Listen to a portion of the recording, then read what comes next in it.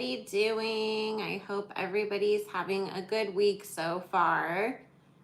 Just as always, if there's any buffering or glitching, I have no control over it. I had to have YouTube reset my account because it was doing some weird things yesterday. So when I set up this live, they were working on my account, and it was by pure faith in God that it was going to work out by the time we got here this morning. So hopefully we don't have any issues.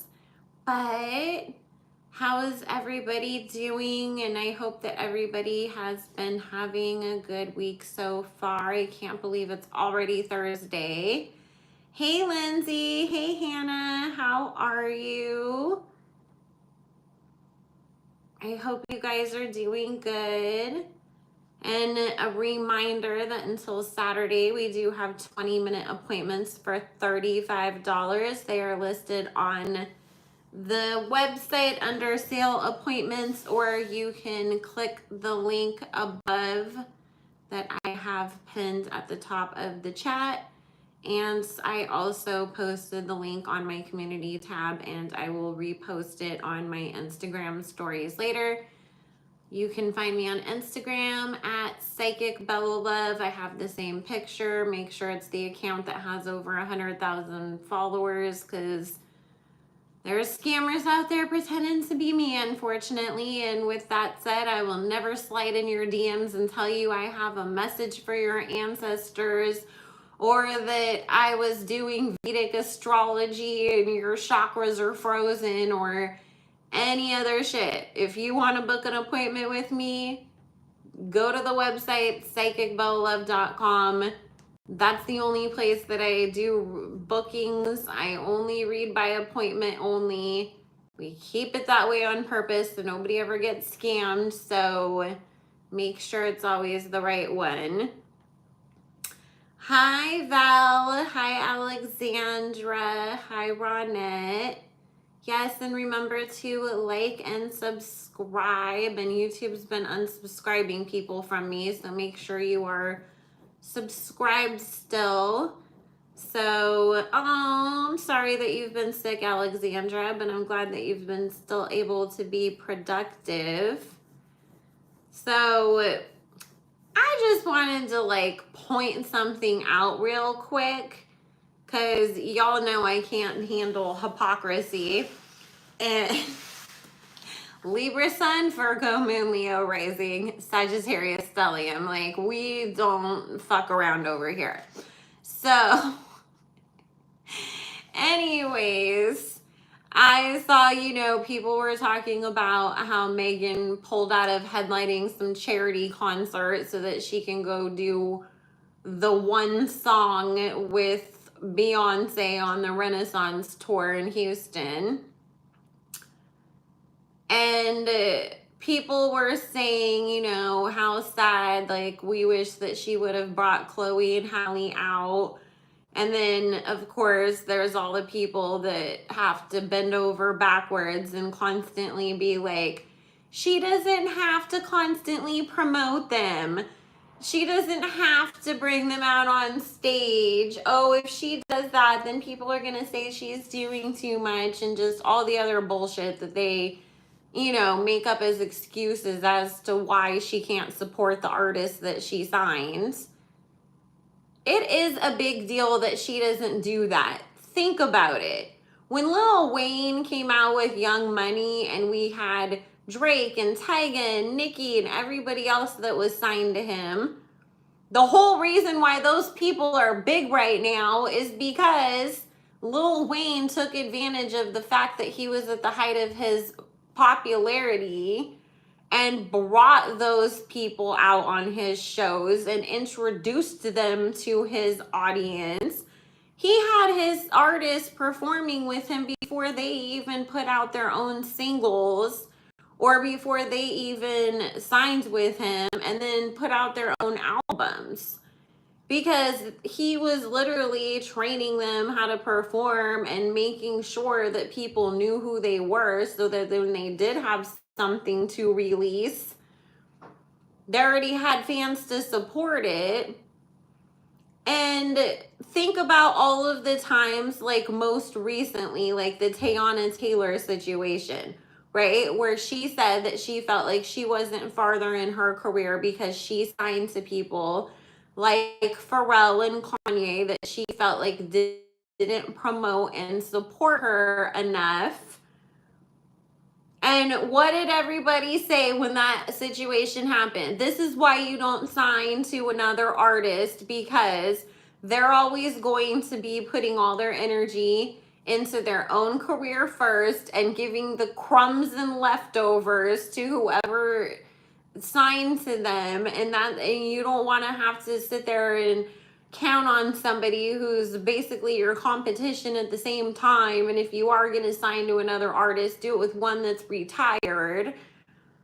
People had all kinds of shit to say when it's somebody else, when it's Kanye, when it's Pharrell, when it's Timbaland, when it's any other person that's an artist themselves and has other people under them. Then that's always the reason why something didn't work out. But when it's Beyonce, it's okay. She doesn't need to support the girls that she signs. Like, make that make sense.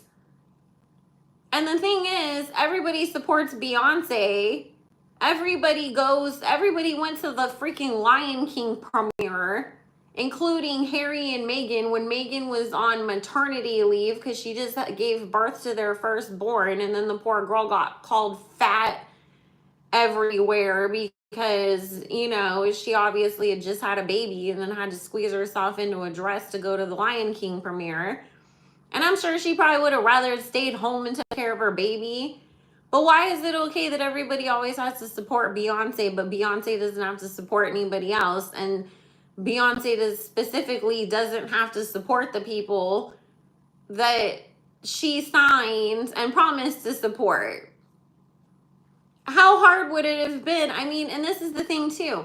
When the Little Mermaid premiere happened, that was such a huge moment for Halle, and it would have made all the sense in the world for Beyonce, and she would have gotten tons of positive PR from it. Let's not lie. If she dressed up blue and roomy and took them to the premiere, she was out at other shit that week. She wasn't on tour yet.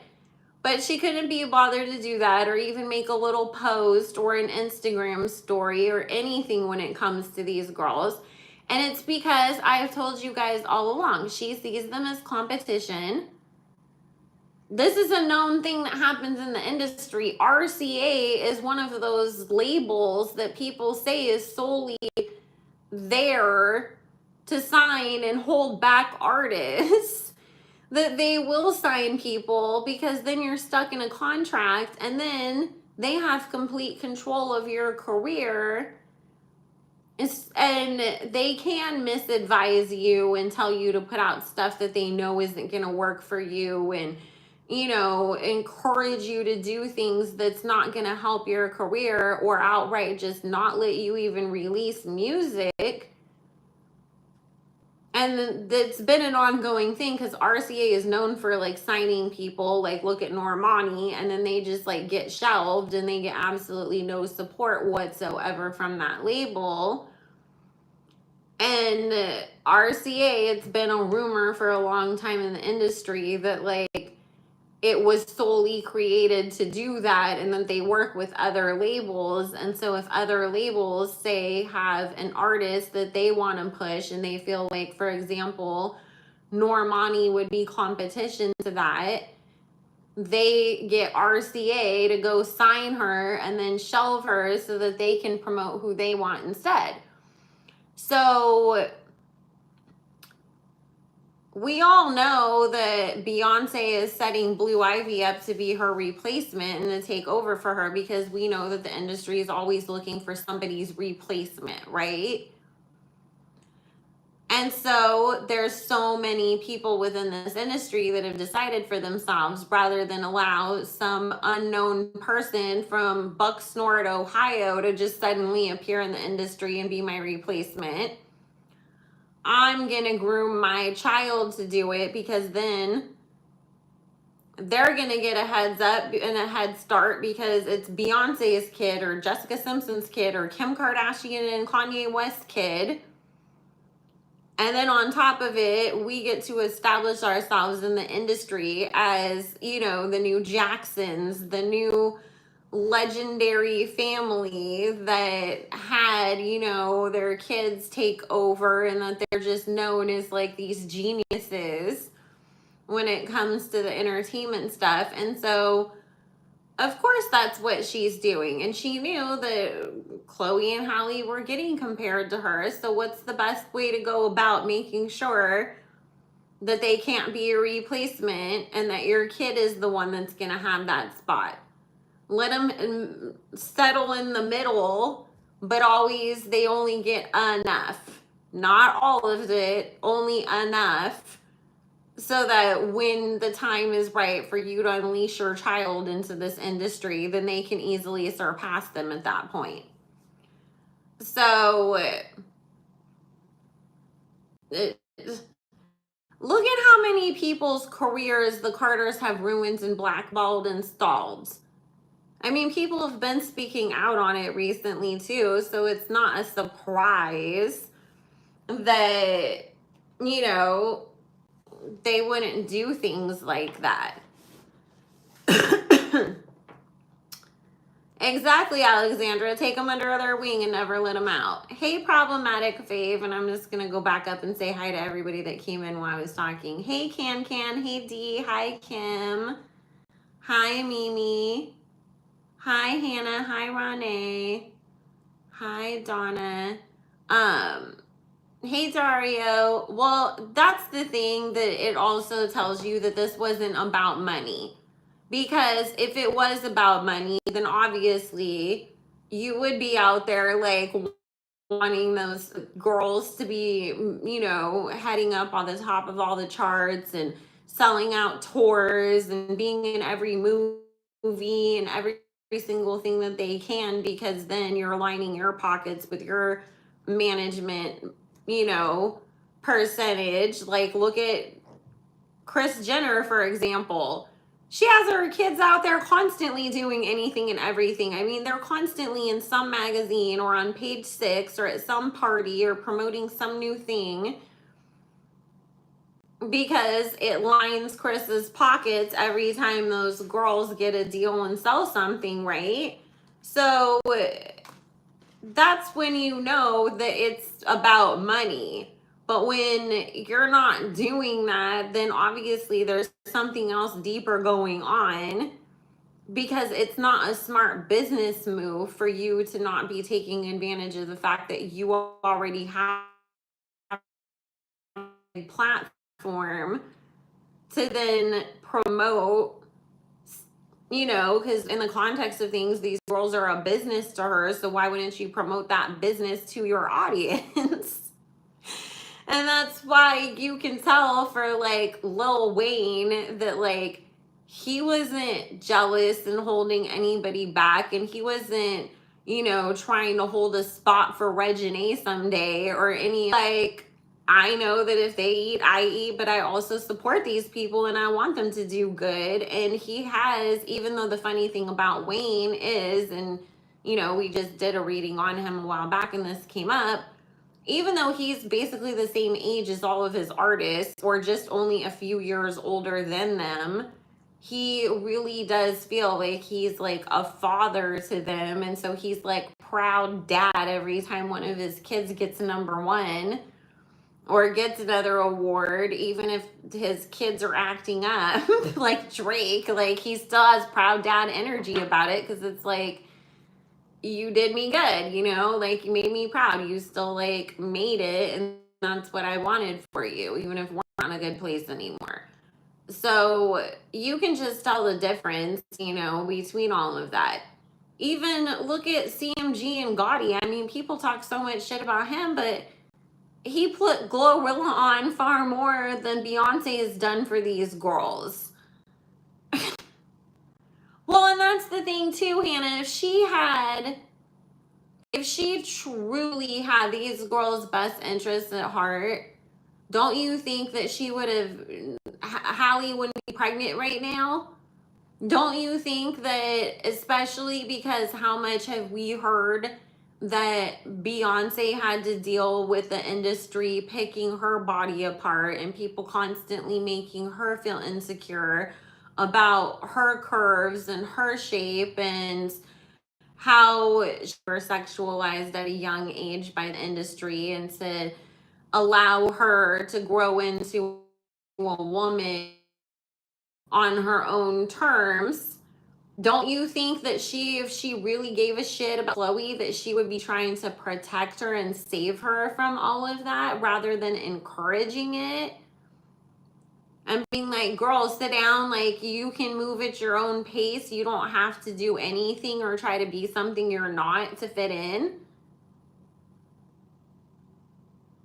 You know what I mean? It's like she doesn't care about them. Because if you really truly went through some shit yourself, wouldn't you want to protect the next people coming up behind you? And again, going back to Wayne, like he protected his artists from predatory contracts. And there's lots of people that didn't sign to Wayne that still said that Wayne put them on a lot of the business stuff in the industry and warned them, go to 3 different lawyers that have nothing to do with the labels before you sign any contract, and really let them read over it. Don't let them pressure you in the moment, because he went through that shit. So it was his mission to make sure that other people didn't go through that stuff. That's somebody that cares. So no, she's no saint at all, Portia. You're definitely right. I definitely think that they would have listened to her, Kay, because they obviously really look up to her. And I mean, think about it. Like, if you were in their shoes or any new artist's shoes, and Beyonce or Nicki Minaj or Rihanna or somebody like gave you some advice, you would definitely want to listen to it, because it's like they've been there, done that. And if they can save me going through some shit, like, I want to know.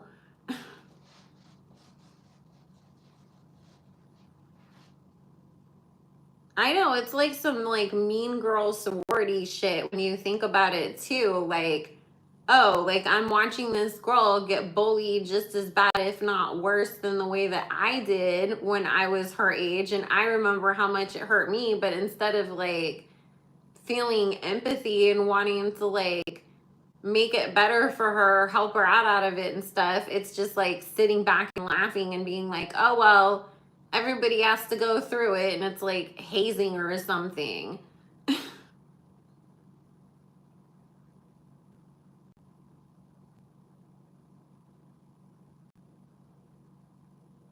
Miranda, I think she's definitely clearly jealous of them. And, you know, I'm glad that there's people here that see through it. And I hate when people just want to jump to tell people, like, oh, you're a hater because you point things out. Seeing the truth or questioning things does not make you a hater. If we were just sitting here being like, oh, Beyonce's ugly and she can't dress and she sucks, that's being a hater. But saying, like, obviously, like, you don't give a fuck about these little girls is not being a hater. It's just pointing out that that's the way that things seem when you really pay attention to it. Just like the other thing that I freaking hate too is when people sit there and they're like, oh, well, you're broke, or like, mind your business, or mind your own tax bracket, or they've got money, or this or that. So you're willing to really toss your morals and values aside for money? Because that's what you're saying when you're getting mad at people because they point something out or question something. Like when people say stuff like, oh, like, you know, Moneybag Yo cheats on Ari all the time. Then people are like, oh, mind your broke ass business. Like, he can buy your life. Well, look at, she still gets to ride around in a designer vehicle and carry a Birkin bag. And it's like, she could also do all of those things with somebody that actually like loves her and respects her and wants to stay faithful to her, and she has her own money. So, but you're saying like, oh, you know, or when they're like, oh, well, your broke boyfriend cheats on you. Like, it doesn't make it right just because somebody has money or doesn't have money to cheat. Like, people need to stop being so fucking blinded by money, because what do we always say? Money is the root of all evil. And have some damn morals and values, because you attract the energy that you put out. So when you're doing that, you're telling the universe that you'll put up with anything as long as you can financially benefit from it. And that means that the universe is going to say, okay, let's send you all kinds of crazy fucking situations to deal with then, because that's what you said you like. And I'm not down with that.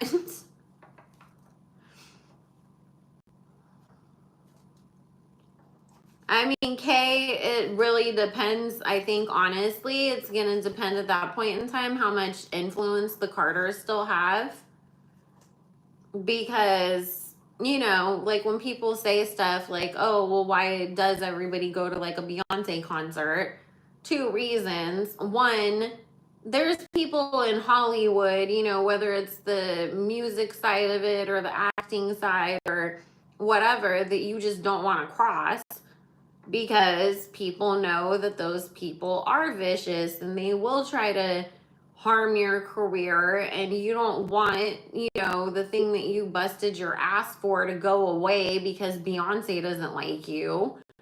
So that's why so many people will, you know, still be nice and smile and take a picture with people like them or the Kardashians, or, you know, certain other people that are gatekeepers and elites within the industry that are also known to be extremely petty and vengeful.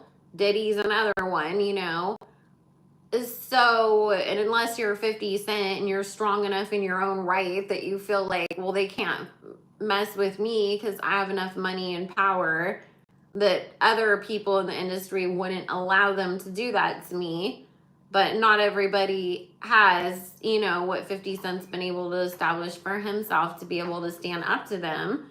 So, you know, they fall in line because it's just like, I can't risk my own stuff. And then for a lot of other ones, I mean, think about it. Hollywood is also about who you know and who you're seen with, and making sure that your name is being mentioned and that you're relevant. So when you do drop things, people are already paying attention to you. So then they'll want to go listen to your song or watch your movie or whatever. And they already know that anytime that there is like a big concert from a big artist in LA or New York or any of the major cities, even if you don't really fuck with that person or care for their music, you're gonna go because you know that Page Six is gonna take pictures of everybody, and you look cooler when you're standing in the pit next to Brad Pitt, and then your picture's on the front of Page Six about how you were at the Beyonce concert or Taylor Swift or whatever. So it's also that side of things. It's not really because everybody's like, we love Beyonce in the industry. So Kanye's never been afraid of anybody, though. I mean, Kanye's always spoken out about stuff, and that's why he's always constantly getting attacked. So, no, I love 50 Cent. He's never let anybody punk his ass. Like, he's freaking hilarious. And hey, Rena, I mean, sometimes he goes too far, but Fitty really, like, you know, the way that he's like clowns Diddy for being DL for years.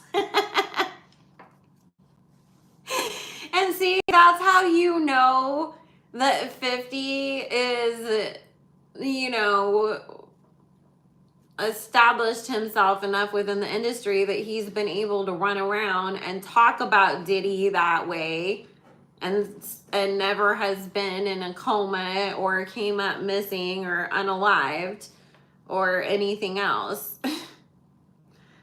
So, dude, remember when he posted the pictures of the owls and next to Lil' Kim's picture?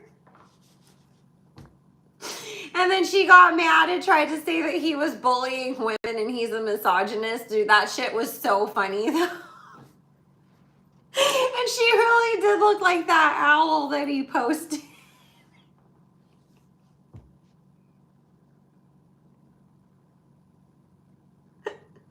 He just cracks me up, though. It's just like, he just really doesn't give a fuck. It's hilarious.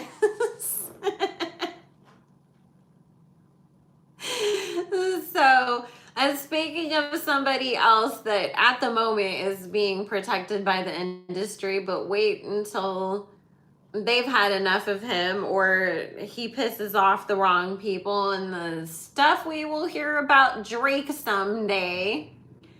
But did y'all see that he dissed Megan Thee Stallion at his concert?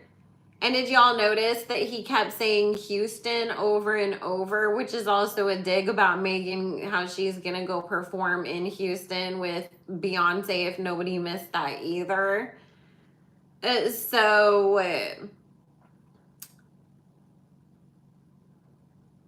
oh, it's okay, Miranda. What about the leprechaun? What leprechaun? So anyways, Drake's been throwing shots at Megan, but you know, then he conveniently does it in ways where he can wiggle his way out of it if he feels like, oh, this is gonna end up being a problem somehow. So I want to see what the cards and spirit have to say about how he feels about Meg Thee Stallion and what the issue is. So tell me, Drake feel about Megan Thee Stallion? Does he have a problem with her? Thank you. Well, I mean, this is the thing, you know, Drake's got Jay Prince and all of them behind him, so they won't, you know,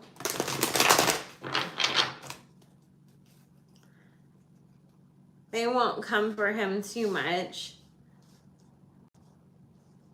But if you're in the Patreon, you know what's going on between Jay Prince and Mr. Jay-Z.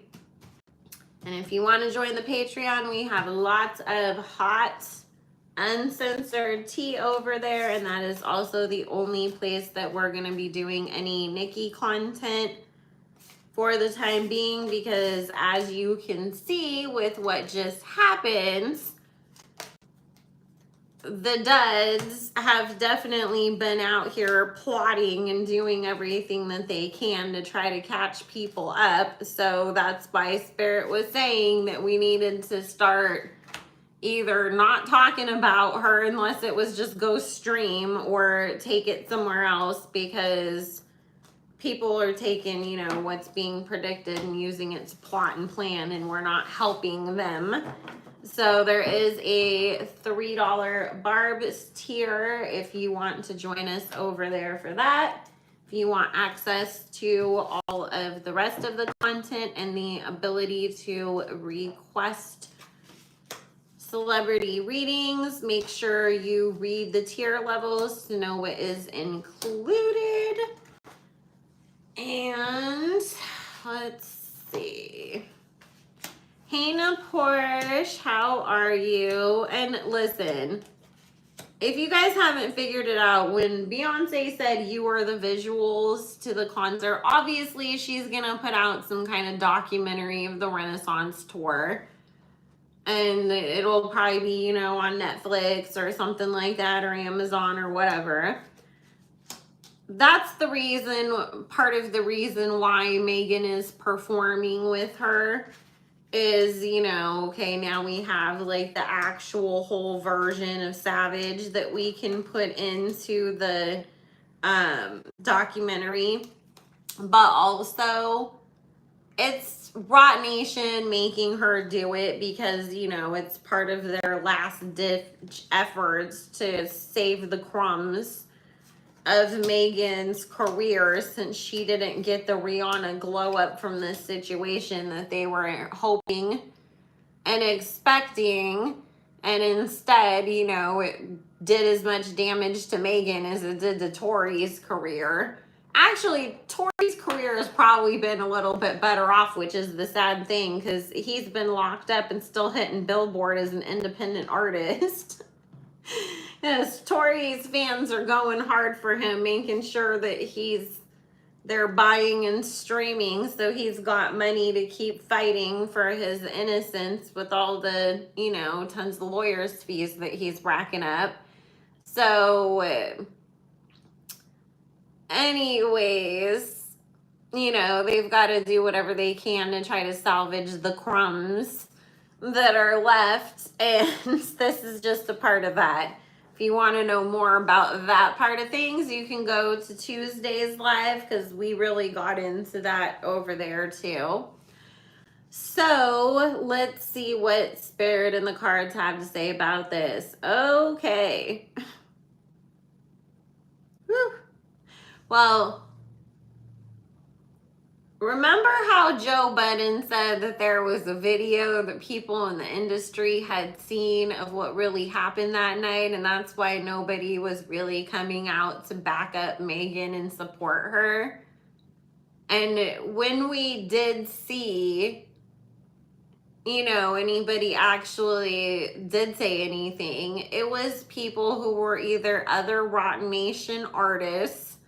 So you know that they got an email from Desiree telling them that they needed to make a statement, or people that are not really like that big of artists that you would know, okay, you probably aren't enough in the cool kids club that you saw this video to know what happened. But there's something here about information and evidence and the truth of what happens that Drake has seen along with other people, that he feels like Megan is a dangerous person to be around and to be associated with. But he can't come out and say what he knows because he is worried, like a lot of these other people, that not only will they not be safe, but that maybe then Tori will no longer be safe if people do really come out and say, hey, there is a video, this is what I saw that night, this bitch is lying. So they're all in this place of, I know shit, but I can't say anything because it's not going to be good for people if we do. And maybe, you know, we just kind of hold back for a moment, but we know how Drake is. He's that petty Scorpio. Like, he will hold on to a secret, but he's going to hold on to a grudge too. And he's going to spit some fire at you and take his digs wherever he can, because it's like, I can't contain it too much. But also, there's other things that he has heard from other people within the industry about Megan. And, you know, again, like we were talking about the other day, like, she wasn't super well liked within the industry, and there's other people that have had issues with her, down to people that were like crew on video sets saying that she was rude and demanding. I've heard from people that she would drink on sets and her people would have to like follow her around to try to control the drinking, because she gets to that point where she just gets wild and aggressive, like EJ talked about when he took the stand, and they can't be having her acting like that on sets and at workplaces. So Drake knows that she, like, I mean, this is where she's coming up as how he views her. Literal the devil card.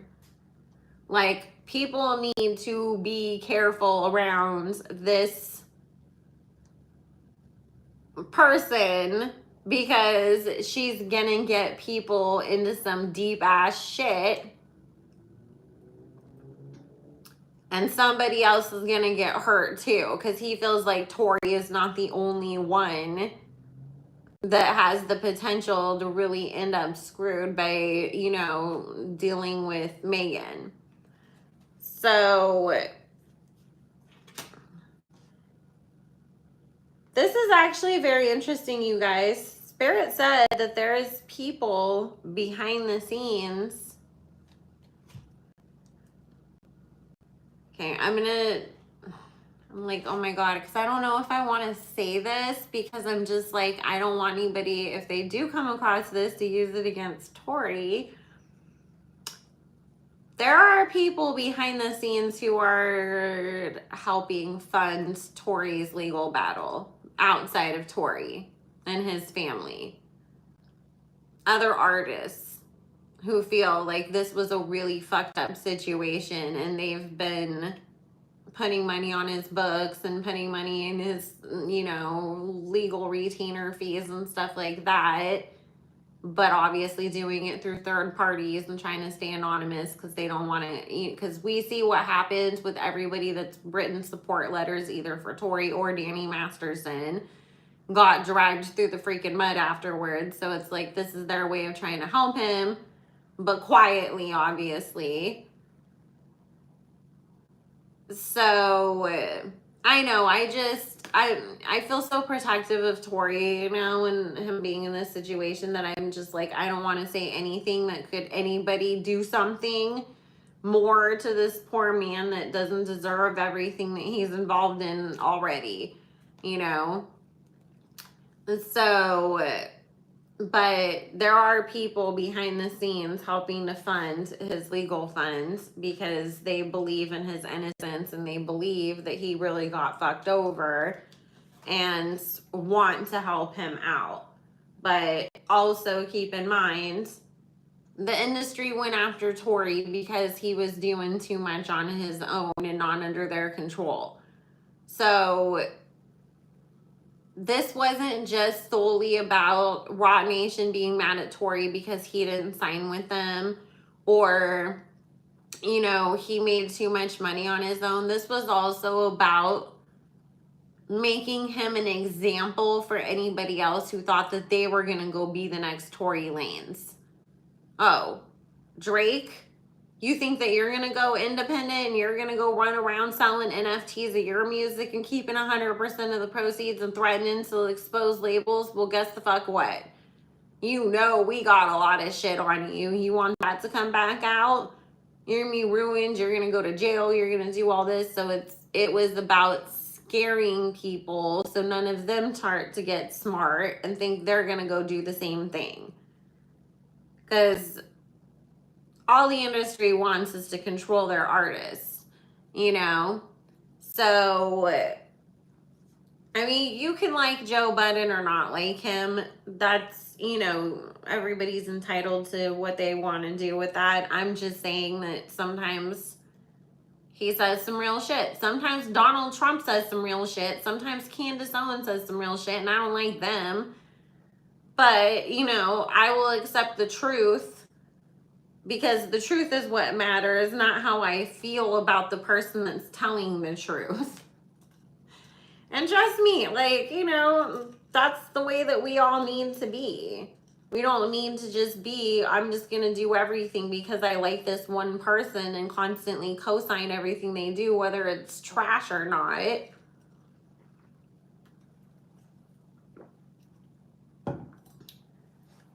So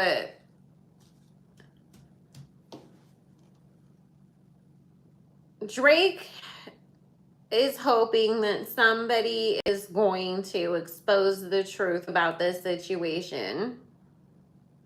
And he's hoping that by him needling at Megan, that it's like, oh, well, it will give somebody the courage to do that, because it is talking about him having things to hide and him not being able to be the person that's going to do that.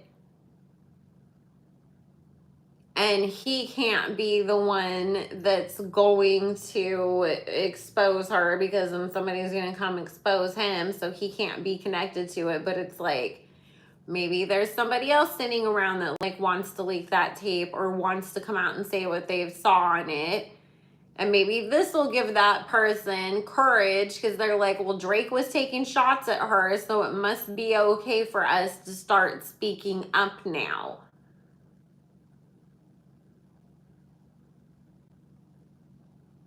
So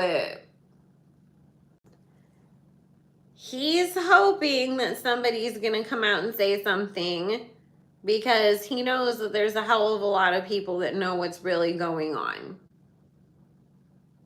And honestly, this is what's so funny is I feel like he's hoping that this person is going to be somebody that like does like a Vlad TV interview or like goes on No Jumper, you know, where it's somebody that it's like, I'm not the star, but like maybe like I work in the studio and they were like watching it in the studio, so I happen to see it too, like something like that. That's where he's hoping that it'll come out and expose her. So, but he definitely doesn't like her, and he feels like she's a dangerous person to be around, and that anybody that does deal with her needs to be very careful. So, you know what? I think that sometimes, you know, when you see a situation like that happens that does scare everybody, where it is like, oh shit, they could do that to us next, it makes you have to tap back into your empathy. And then it's like, damn, that was really fucked up, and I would hate that if that happened to me or one of my homies or somebody else that I care about. You know, guys will have empathy for each other over shit too before they will over, you know, something that happens to a woman.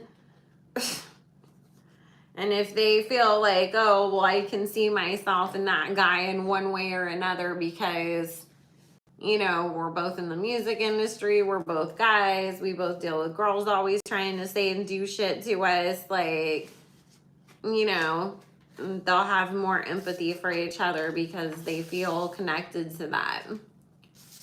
I don't think Chris Brown is going to come out and be the one that's going to say what happened or didn't happen, because Chris knows that, number one, people probably wouldn't take him very seriously anyways, and then they would just say, oh, we'll see, abusers are taking up for each other, and what do we expect, and they're both bad people anyways, and, you know, drag it into that direction. And I think that Chris also would like a break from everybody constantly trying to come after him, and that would probably really open up the floodgates.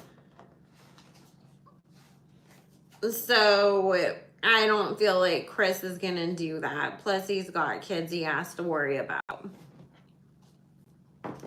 But I know that they are very, very good friends. So yeah, I mean, Joe is not the best person, but like I said, you know, it's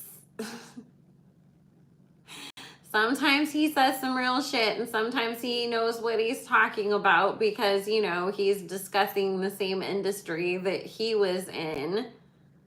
And so that's why, you know, like, I don't listen to every single Joe Budden podcast or clip. I just listen here and there to the ones that, you know, are talking about something that would interest me. And I can appreciate the fact that he can add that context of having experience in the industry to anything that he talks about, because, you know, him versus like academics has never been a recording artist to know what it's like dealing with the labels as from the artist side, whereas like Joe can like explain that for you in a way that other people can't. So that's what, you know, I like take away from his show and stuff and like to go listen to it for, same way that I'll listen to Dario if it's about financial stuff, or if it's, you know, legal things. I'll find one of the YouTube lawyers that's breaking stuff down and can explain things. So Tori's definitely being made an example of. And listen, guys, is he going to spend the entirety of his time in there? No. They'll let him out and suddenly he'll get his appeal when the industry feels like they've punished him enough. But this is about punishing him and making an example out of him. And so once they feel like we've scared enough people and we've punished Tori enough, then all of a sudden they'll be like, okay, well, you can give him his appeal. But they're going to do it until they feel like they've made enough of a point. That's why, you know, it's like, no, you can't have bail. No, you can't have this. No, you can't have that. And that judge just seems so against him because he's working for somebody else. Allegedly, my opinion. Don't sue me. I don't have any money. All you're getting out of me is my very old car. So, oh, I love you too, Louisa.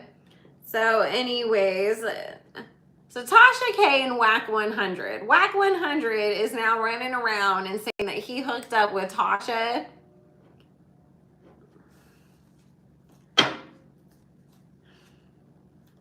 We're going to look at this because there's some shenanigans definitely involved in this that are deeper than just Wack lying on his dick. So, please tell me what in the heck is going on with Wack 100 suddenly claiming that he is sleeping with Tasha. Thank you. Well, listen, you can think whatever you want of Tasha and her husband. I'm not here to tell you how to feel about her, but you've got to be blind if you're going to say that neither her nor her husband are attractive people. And if you say that Wack 100 is attractive, you have to be blind as well. I'm just saying, I think if Tasha wants to cheat on her good-looking husband, that she could find somebody else who's much better looking than Wack 100 to hook up with. So, Tasha is not unattractive, okay? I think she could go down to the bar and find any attractive guy if that's what she wanted to do. Like, Wack 100 of all people, come on.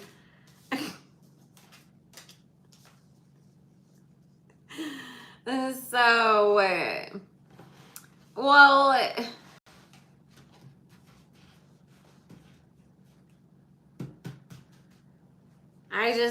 I'm going to say right now, that is not true. What I want to know is why is he saying it and who told him to say it?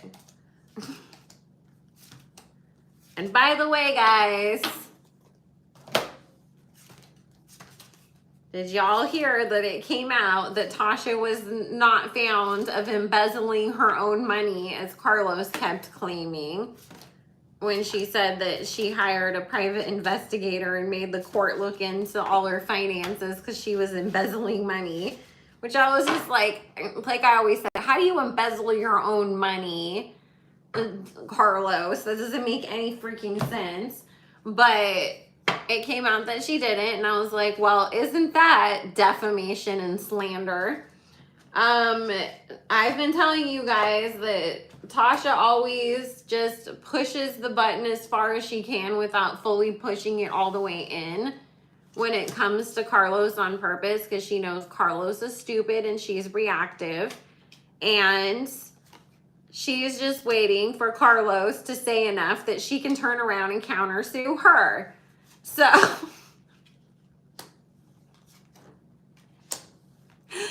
So she knows that, okay, well, you know, she wants to start telling people that I'm a thief on top of everything else, and it's been proven that I'm not. Like, I can get your ass for that, because that's defamation and slander and meant to cause harm to Tasha's reputation and her business.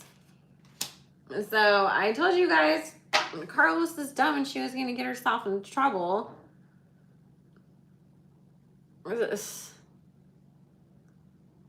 I know. Well, Wack is close to Carlos and trying to get back at Tasha. I mean, that's definitely what's coming up in the cards. Is, Tasha's already hurt this man's ego by saying other things to him and about him, on her channel in the past. And if you guys haven't noticed, the thing that Carlos loves to do behind the scenes is try to go after other people's relationships and marriages.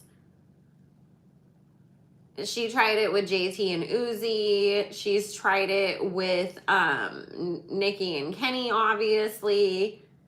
And the one thing that she cannot stand is that Tasha seems to have a healthy and good marriage despite everything else that's happened.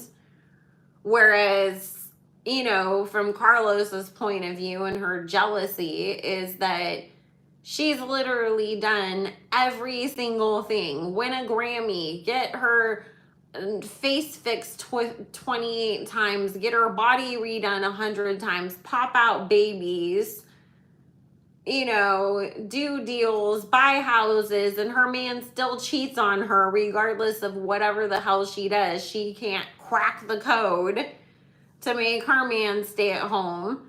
But yet, here's Tasha, who Carlos obviously thinks is beneath her, that has a man that's going to stand by her side no matter what she's got going on, who loves her. And so it's like everything else I have thrown at you so far hasn't worked. Because I've told you guys this whole time, it's become a battle of the egos with these two, and Carlos just is dying to see Tasha curled up in the corner crying and begging for mercy. And because Tasha's just out here making a joke out of it, calling Cardi her sister-in-law, posting that she was mad at Chelsea because she bought $18 worth of ice cream and Tasha can't afford that, and making a joke out of everything, it's like, okay, well, I have to hit you where it hurts. That's why, remember a few weeks ago, or maybe it was a couple months back, that she said that she was going to make sure that Tasha's kids couldn't go to college. Because she's just trying to do everything that she can, where it's like, okay, well, nothing else works, so now I'm going to attack your family. And we know that's what Carlos does. She hits below the belt and tries to attack people's families. Look at how when she gets mad at people, the first thing that she does is go try to see, oh, do you have a dead mom that I can drag into my response because you told me that you didn't like my outfit? Oh, did anybody nearby you die in the last year that I can throw in your face? She's always doing this. So, of course, she definitely made some promises to Wack. I don't feel like she has any money to give him currently, but she made some promises to him about doing favors for him in order for him to do this for her. And then once again, Off Cheek comes up as being involved in this, because I've told you guys that she's not clever enough to come up with a lot of the shit that she does. A lot of this is Offset putting the battery in her back and giving her the ideas because she's too dumb to come up with it on her own. And so it's, oh, here, go tell everybody that you screwed her. But I don't read reversals, and the Lover's card came out in reverse. So it's a complete lie, and we have the Sun card after it talking about trying to expose something, but it's not the truth. It's untrue, and you're doing it with the full intention of trying to cause problems and pain for another. However, this comes up with the Wheel of Fortune card and the Tower card next to it of only backfiring on the ones that tried to do this. So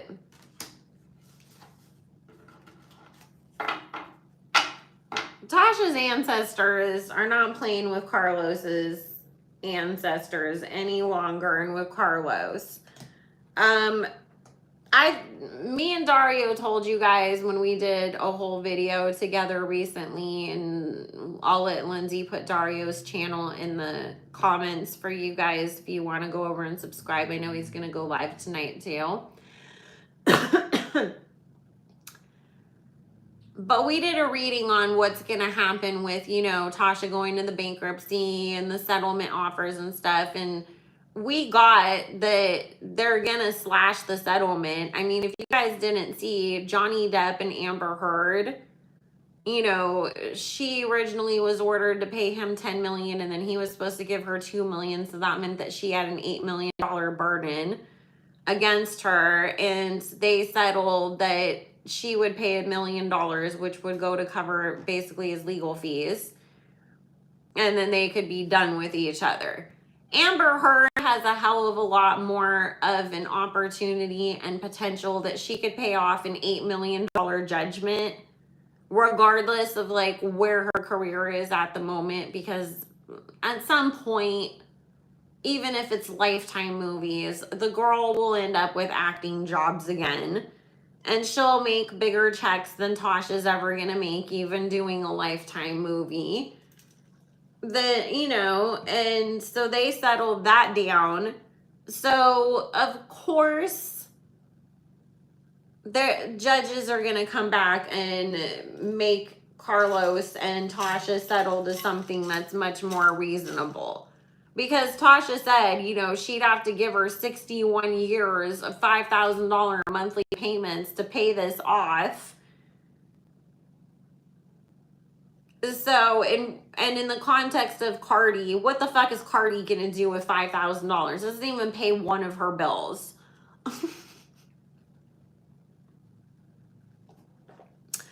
So, and Cardi has racked up millions on her own, you know, trying to recoup this judgment from Tasha, which again, she never even gave Tasha enough time to try to even make a damn payment anyways. They were 2 months out from court being done, and she was already trying to subpoena Tasha and force her to pay. And she was trying to force Tasha to give her the whole $4 million. Like, where the fuck did you think that Tasha was going to get $4 million from suddenly? The Yoni Wash lady was going to give it to her? Like, come on. Well, it's too bad that she can't sell all of those Birkins that she got because they're fake. So, which, guys, I've talked about this in my Patreon before. Hermes only makes so many Birkins per year. They did not suddenly up the production of those bags. There's a reason why they're worth so much too, because they're extremely exclusive, and that's why you have to be like in a certain, you know, level of customer at Hermes to even get offered a Birkin in the first place, and they only have limited amounts of them. So there's no way that Cardi B could be standing in a room full of hundreds of brand new Birkins for her to choose from, unless those Birkins all came from DH Gates. It's just not freaking possible when you know how Hermes operates as a business and the history of the Birkins and why they're so, you know, ooh, everybody wants one, and that they seem so elite. Because you can't just walk in and buy one like you can a Speedy bag at Louis Vuitton or any purse at Coach, where they've got 4 more in the back. And that's why even people that like get the chance to buy a Birkin, it's like you might have wanted a black one, but if you really want a Birkin that bad, then you're going to take the freaking neon orange one that they're offering you, because you know that's probably the only chance that you're going to get to ever get offered the Birkin at Hermes anyways. So, and Cardi is not a high enough celebrity that they're going to go and bend a bunch of rules for and make all kinds of exceptions for. they would do that for maybe Beyonce if she was like a Birkin girl. Maybe for, you know, people like Kate Middleton because she's the Princess of Wales. But like, they don't give a fuck about Cardi B and her if it's up and stuck fucking trashy ass. Like, come on. She's not she's not even the type of customer that they like really like would probably even want representing their brands, because they're also known to be a bunch of freaking racists like every other designer brand. And y'all gotta stop forgiving these designer brands too so damn quick, because I've seen Carlos running around in Balenciaga and other people like they didn't just do the most heinous shit last year. People constantly are, you know, promoting Dolce and Gabbana like they didn't literally put out things called slave sandals. And the owner wasn't bullying Selena Gomez and calling her fat and ugly on fashion pages. And doing all the other racist crap that they've done throughout the years. Like they've literally like put mammy caricatures and blackface on their clothes. Every single last one of these fashion houses has done historically racist shit throughout the entirety of the brand's ownership and existence. And even if you could say, oh, well, back in the day, well, they've done something recently too. Like they obviously haven't grown, but people keep forgiving it and just letting them get away with it when there's actual like designers of color that are never going to get the opportunity that we should be supporting instead. Who don't do horrible things. There's plenty of other fashion houses and designers that are up and coming that like donate to mental health or focus on like sustainability or have better, more inclusive messaging, that we should be giving them the spotlight instead of being like, well, I guess it's been 6 months since Gucci had their last racist, horrible incident, so I can go shop there again. And it's crazy too, because this is not, we're not talking about Fashion Nova or Shein price stuff. We're talking about things that cost thousands of dollars on top of it. And it's like, oh my God, like you're literally throwing away like thousands of dollars to support like the most problematic people that you can find. Like, what the F? So, but I just don't get it. I don't get it. And how come people aren't holding the Kardashians accountable? Because they went from being like, oh, Balenciaga everything, to, oh, we don't work with them anymore and we're just so disappointed in them, to running to support Dolce and Gabbana, who are like horrible and have been nothing but horrible throughout time. They're also transphobic, which is, and against gay marriage and against surrogacy and against gay couples raising children, even though they're both gay men, and make that make sense.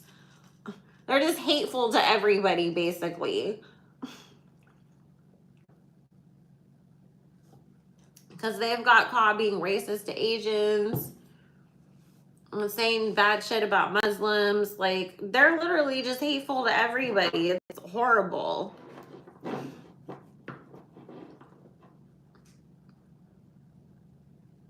Ugh, Alexandra, I mean, that's the thing too. Of all the things, like, they were promoting things that are hurtful to kids, and y'all still are that quick to forgive? Like, I'll never forgive that. I'm cool off of that. Fuck that. So, let's move on, because otherwise I'm just going to get sick to my stomach. And I still have people I got to call today.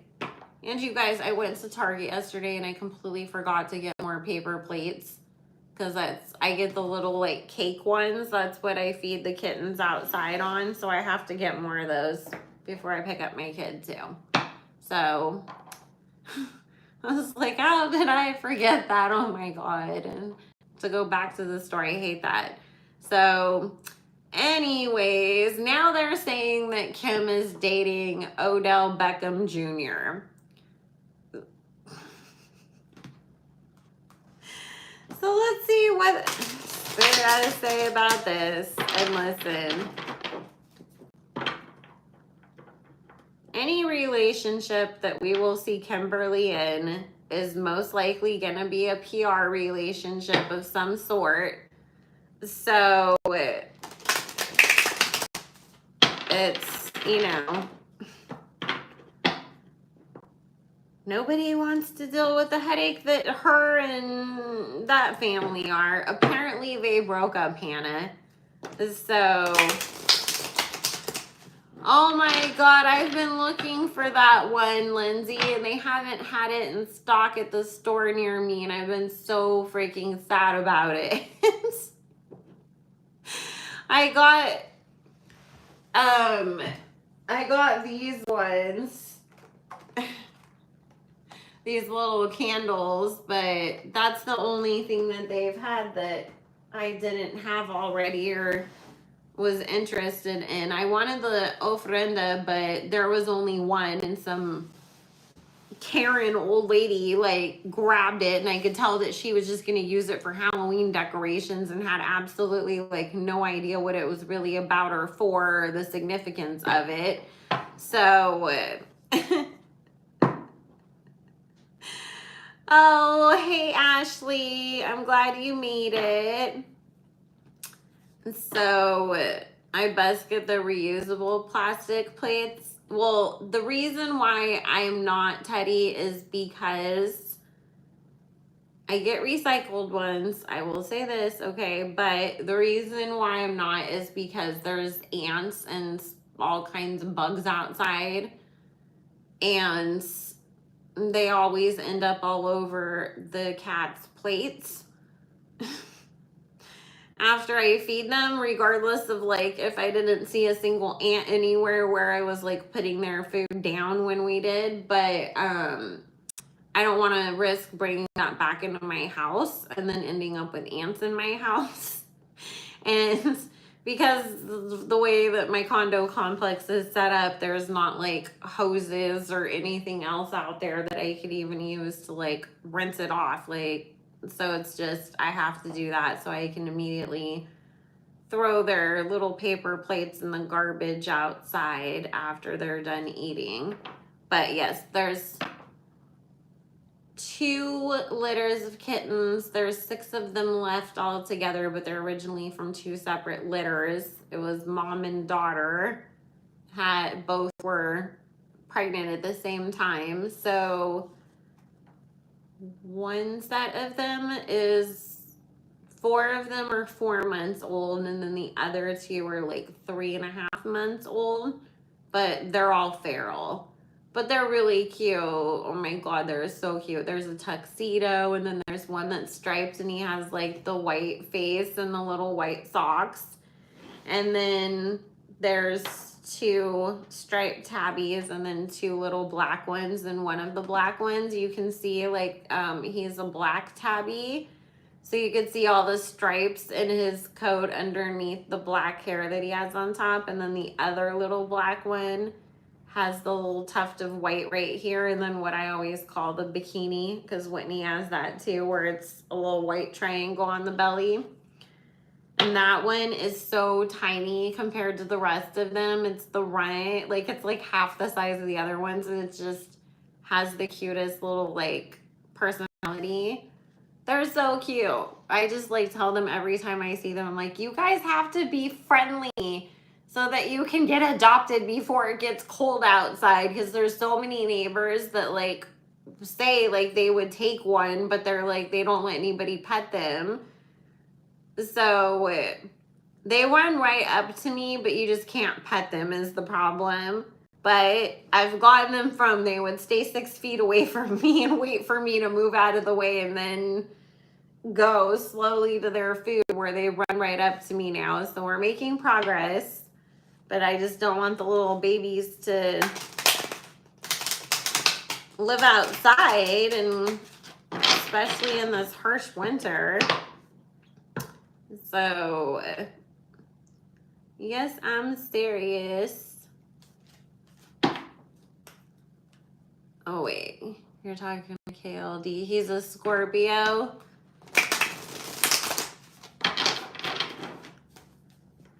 Wow. Does anybody know what Aaron Rodgers is? Because they were hinting at a PR relationship with Aaron Rodgers the other day, but somebody must have pulled out of that one that now we're going in the OBJ direction.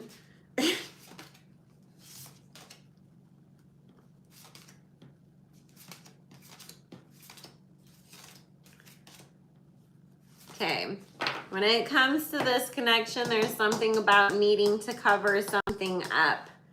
Something hidden that they don't want people speculating about or to come out, and needing to cover that up before it does or change public perception. And on top of it, it benefiting both parties as far as like work goes, like visibility, people talking about me, people, you know, being interested in both of us once again, because we have things that we want people to, you know, buy or support.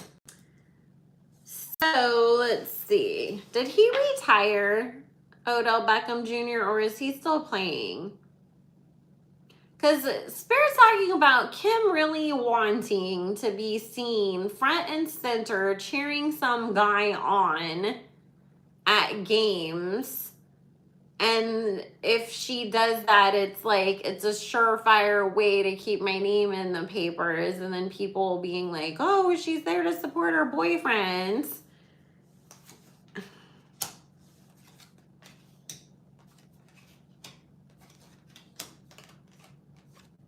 Also, don't be surprised if we don't get some sort of like Sports Illustrated or even like Kim putting out like a bikini calendar, because Spirit's talking about her wanting to like recapture like that glory days moment where she would be like, you know, in Playboy, or she was in calendars, or she was selling like books and things because she did sexy, you know, glamorous photos.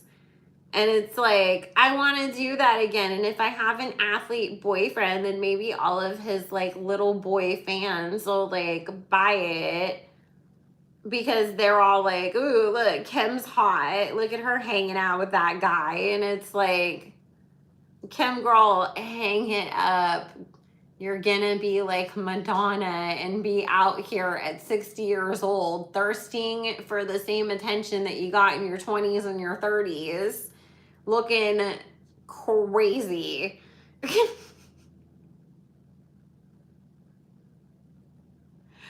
They just reported Odell missing from practice right now. Well, the Kardashian curse is already working, isn't it?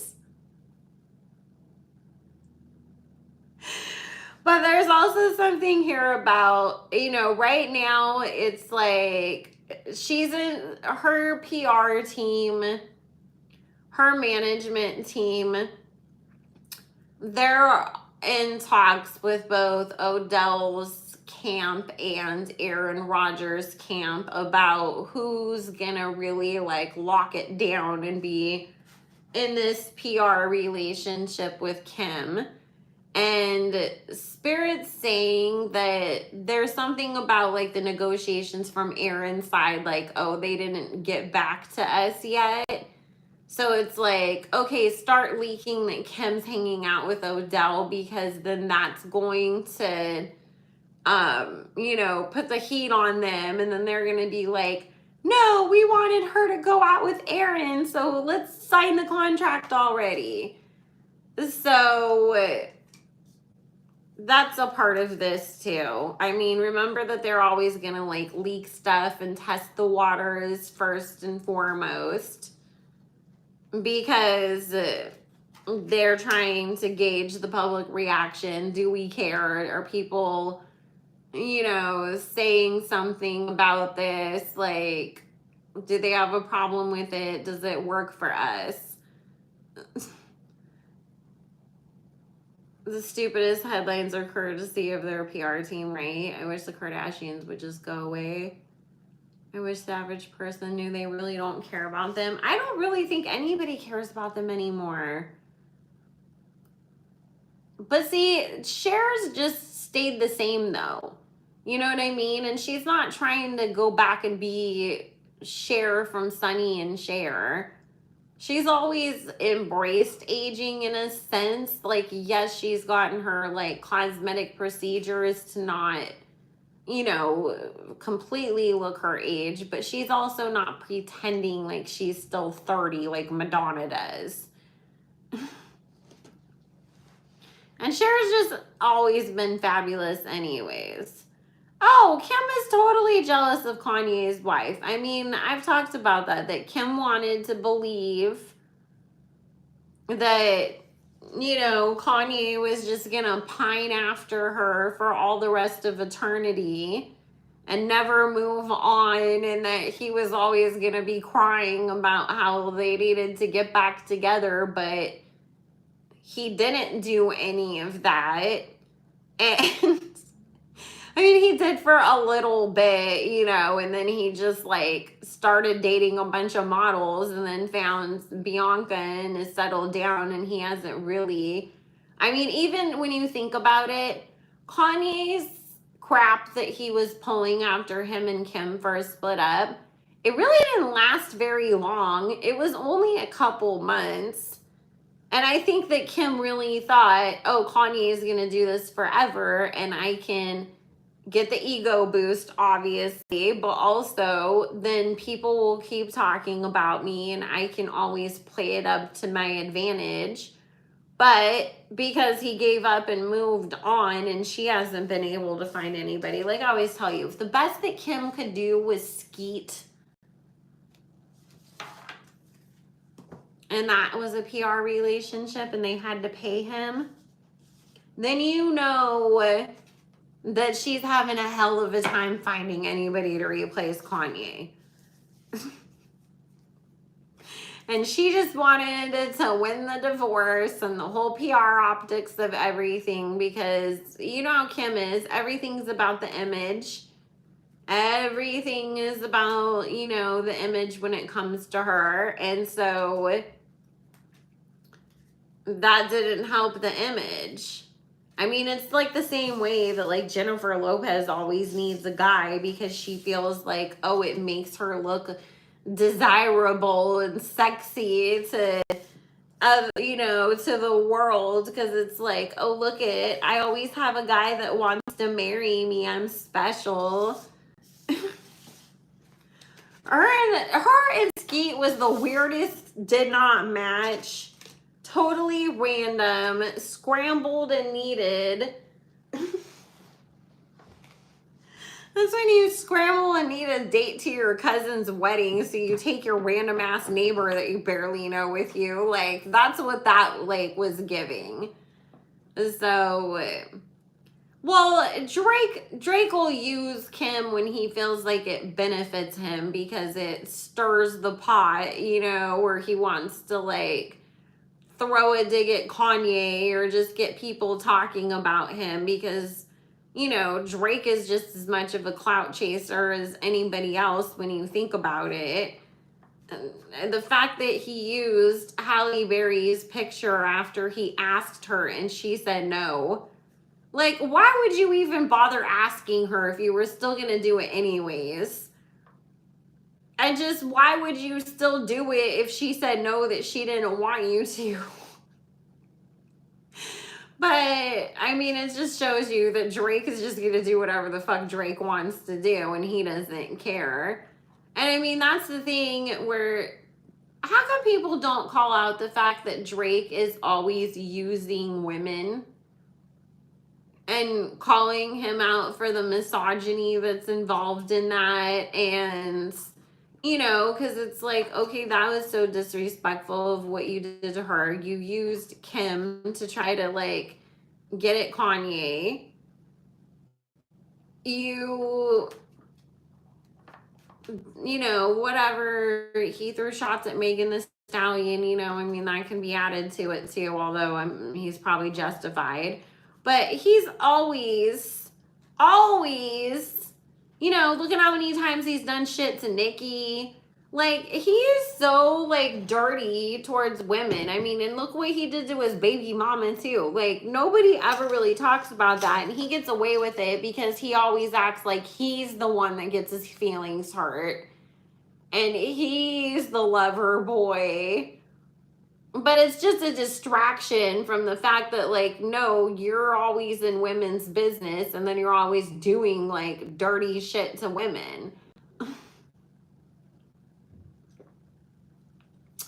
We can finish up with a Drake dragathon. I gotta get off of here in about 5 or 6 minutes so we can finish it off dragging him. What y'all got about Drake? Drake's always doing crazy shit to people. But, you know, it's people always just look over it or forgive him or go along with it. And he should have known too that, like, you know, the whole thing that happened with him and Nicki, and he wanted her to pick a side between him and Meek. Well, why would you try to get in the middle of somebody else's relationship? Whatever issue that you and Meek had with each other, always should have left Nicki out of it, because she's supposed to be a sister to you, so you should know that you shouldn't get in the middle of your sister's relationship. Just pray that she'll see through it and leave the clown. But, you know, and then he took it all personal and shit and then went after her. And he's the one that put her in the middle. He's always in the wrong place at the wrong time. So once some dude was dropped on his head. Oh my God. Wait, you call him maple syrup? That's funny. I just can't wait for his hate train. I mean, his mom has the complexion for the protection, if y'all know what I mean, because we gotta be careful about how we say some things. So his will take a little bit longer to come. But trust and believe, at some point, Drake's going to have his own Danny Masterson, Russell Brand's, Weinstein moments where everybody's going to be going back and saying, remember when he kissed that 17-year-old on stage at the concert? And remember when he said that he was texting with Millie Bobby Brown when she was 14? Remember how he was also in Billie Eilish's DMs when she was 17? Like, bringing up that he often finds himself around young women and they're not always of age, and it's weird, and he doesn't need to be the self-proclaimed industry mentor to teenage girls.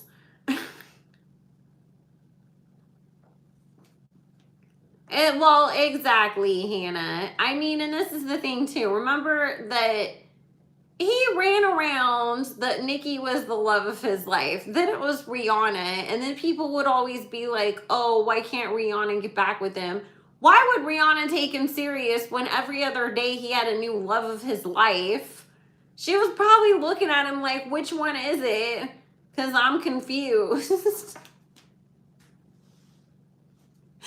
But, you know, and then everybody's always like, oh my God. And it's like, as nobody, but how do you move on from Nicki's your soulmate to now Rihanna is?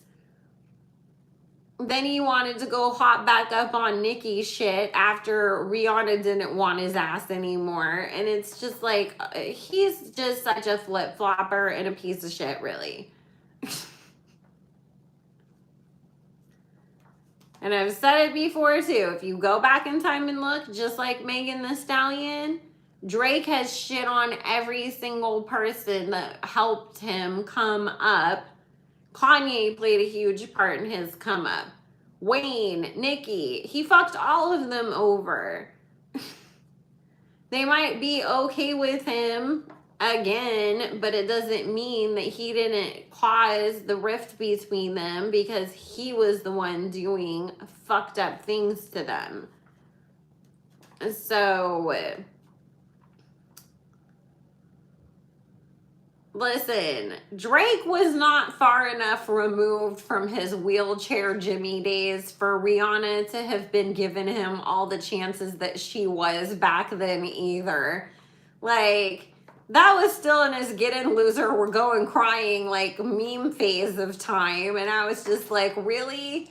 Because, like, I could have hella fucked with you, but then, like, seeing all those memes calling you all those, like, sissy names and shit probably would have turned me off. I'm not even gonna lie. And I'm just like, how the hell was Rihanna literally, like, being attracted to that? She must have kept her ass off of Twitter back then, because there's no way. But let's be honest, Rihanna only went and messed with Drake in the first place because that was the era of Chris Brown going back and forth between her and Karrueche. So she needed somebody to go back and forth with because she was trying to pull a Chris on Chris at that time, and Drake was just willing to be that guy that got sucked into that.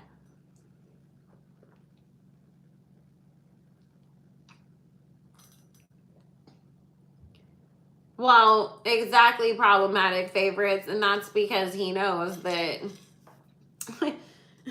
if he messed with the Prince family, that would be all bad for him. But that's probably the only ones that he hasn't screwed over, and that's just because he knows, like, I need them for my protection. So, but anyways, guys, I gotta go because I have to call a client. I hope that you guys all have a good rest of your week. I will be back live over here on the tube on Tuesday and Thursday. That is our regular times and schedules for live. We go live Tuesdays and Thursdays at 11 a.m., 2 p.m. Eastern.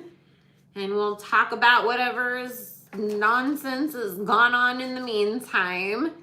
If you want to join us over on Patreon, it is patreon.com/psychicbellalove.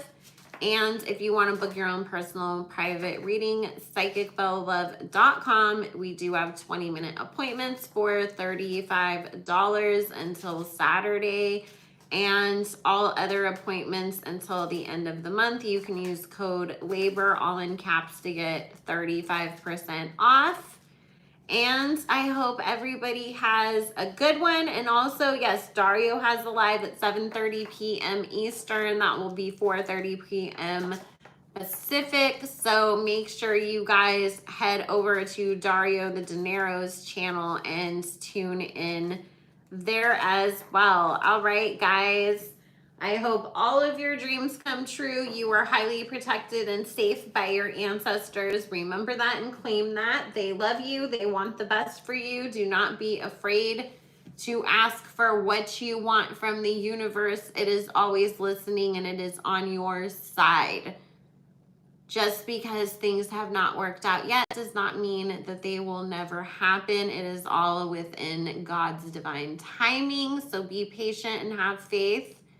Because God loves you, your ancestors love you, and I do too.